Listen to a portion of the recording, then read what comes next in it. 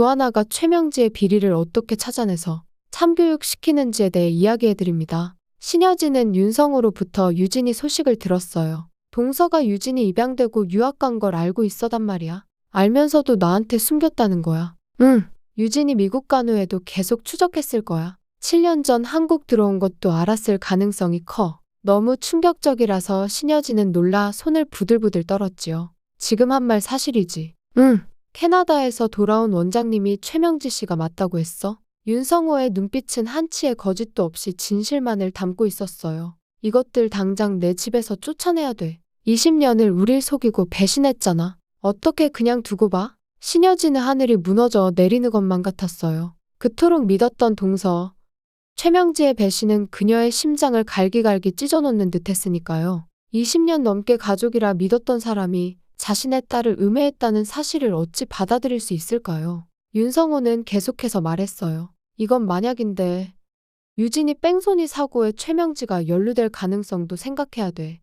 유진이가 집주인 아주머니 만나러 갔다가 사고 났다고 했어? 그 집주인 아주머니가 최명지일 수 있어. 증거 찾을 때까지는 참아야 돼. 어설프게 덤볐다가는 은총이가 위험해질 수도 있어. 신여진은 너무나 큰 충격에 몸을 가눌 수가 없었어요. 한편 구하나의 손가락이 감사보고서의 낡은 서류 뭉치 위에서 멈췄어요. 먼지가 쌓인 파일 속에서 교통사고 사망보고서라는 문구가 눈에 들어온 순간 숨이 목구멍에서 멈추는 것 같았죠. 영신 패션 부부.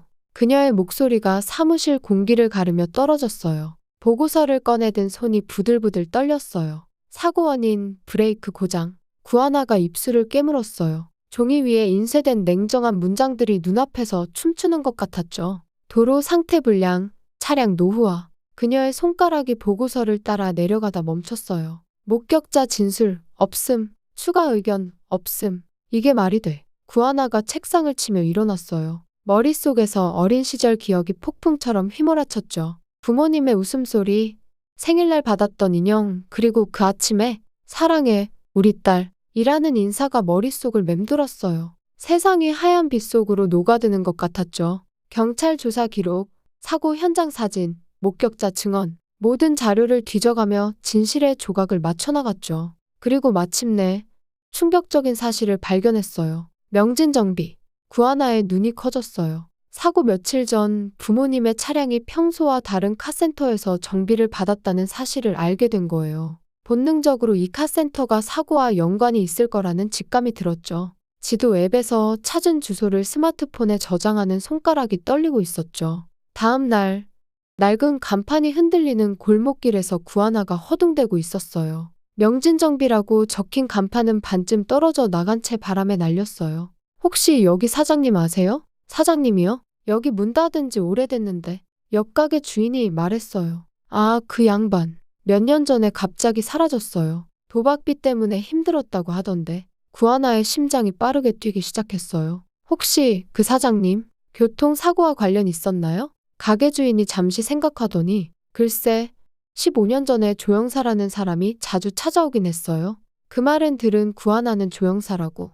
조영사가 누구야? 의문이 들었어요. 사무실로 돌아온 구하나는 최명지의 차명 계좌를 살펴보던 중 눈이 멈췄어요. 이게 뭐지? 그녀의 손이 떨렸어요. 15년 전 양부모님의 교통사고 며칠 전 조민기라는 이름으로 거액이 송금된 기록을 발견했거든요. 조민기?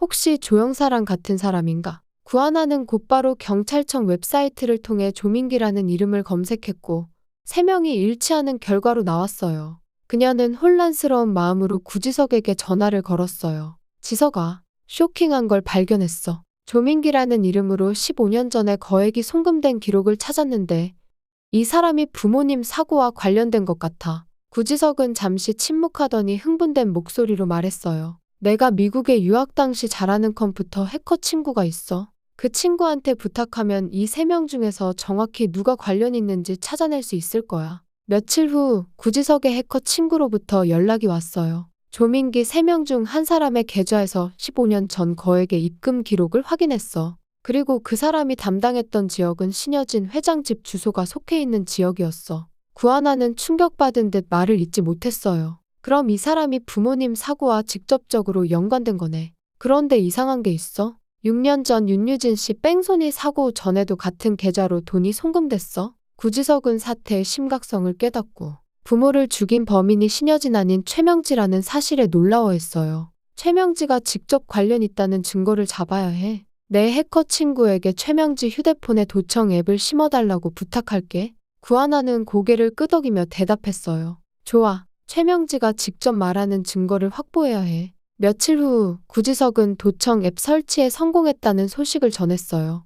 앱 설치 완료했어. 이제 최명지가 무슨 말을 하든 우리가 다 들을 수 있어. 며칠 후 구하나는 최명지를 만나 미끼를 던졌어요. 최명지 씨, 15년 전 영신 패션 부도에 대해 정밀 조사를 시작할 거예요. 특히 부부의 교통사고에 대해 의혹이 많아요. 최명지의 얼굴이 순간 굳어졌어요. 너가 어디다 대고 감사 운운하며 짓거리는 거야. 싸가지 없는 년. 할 테면 해봐. 재수 없는 년. 그녀는 날카롭게 쏘아붙였어요. 집에 돌아온 최명지는 불안한 기색을 감추지 못하고 조영사에게 전화를 걸었어요. 영신 패션 부부 교통사고 때 브레이크 고장 나게 만든 거 잘 처리됐겠지? 오늘 구하나를 만났는데 다시 파헤치려는 것 같아. 조영사는 자신만만하게 대답했어요. 흔적도 없이 깨끗하게 처리했으니 걱정 마십시오. 6년 전 윤유진 뺑소니 사건도 깔끔하게 처리했으니 걱정 붙들어 매세요. 그러자 최명지는 요즘 아주버니가 6년 전 윤유진 사건을 캐고 있는 것 같아.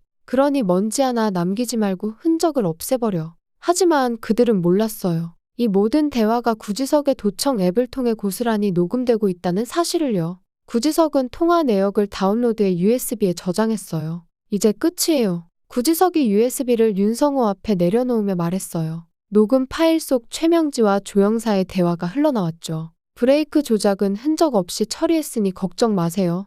윤유진 뺑소니도 깨끗하게 덮어놨어요. 윤성호의 손이 주먹을 쥐었다 폈다 반복하며 끓어오르는 분노를 겨우 참고 있었어요. 이게 다 사실이야? 목소리가 부서지듯 떨렸어요. 구지석이 고개를 끄덕였죠. 네, 도청 앱으로 확보한 결정적 증거예요. 구지석은 경찰서에 모든 증거를 제출하며 상황을 설명했어요. 이 USB에 최명지가 범행을 지시한 것과 조영사의 자백이 들어있습니다. 더불어 조영사의 계좌 증거자료도 같이 제출했어요. 수사관은 USB를 확인한 뒤 말했어요. 피의자 동의 없이 녹음된 자료라면 법적 문제가 될 수 있지만 조영사의 자백과 계좌 이력이 결정적입니다. 충분히 입증 가능합니다. 곧이어 최명지와 조영사는 경찰에 연행되었어요. 최명지는 손목에 수갑이 채워진 채 소리쳤어요. 이건 불법 녹음이야. 증거로 인정될 수 없어. 그러나 수사관은 냉정하게 답했죠. 조영사가 이미 모든 걸 자백했습니다. 계좌 이력도 확인됐고요. 한 달 후 법정에서 최명지에게 징역 15년이 선고되었어요. 판사는 엄중한 목소리로 말했죠. 피고인은 자신의 이익을 위해 사람의 생명을 경시하고 악행을 저질렀습니다. 그 죄질이 매우 무겁습니다. 법정을 나서는 구하나와 구지석 그리고 윤성호는 서로를 바라보며 깊은 한숨을 내쉬었어요. 윤성호는 눈물을 참으며 중얼거렸죠. 유진아, 이제야 아빠가 너를 제대로 바라볼 수 있게 됐구나. 구하나는 하늘을 올려다보며 속삭였어요. 아버지 어머님, 이제 마 편히 쉬세요. 지석 지윤지창이 걱정 마세요. 제가 잘 돌볼게요. 이제 그녀에게는 새로운 앞날이 펼쳐지기 시작했어요. 구독과 좋아요는 콘텐츠 제작에 힘이 됩니다.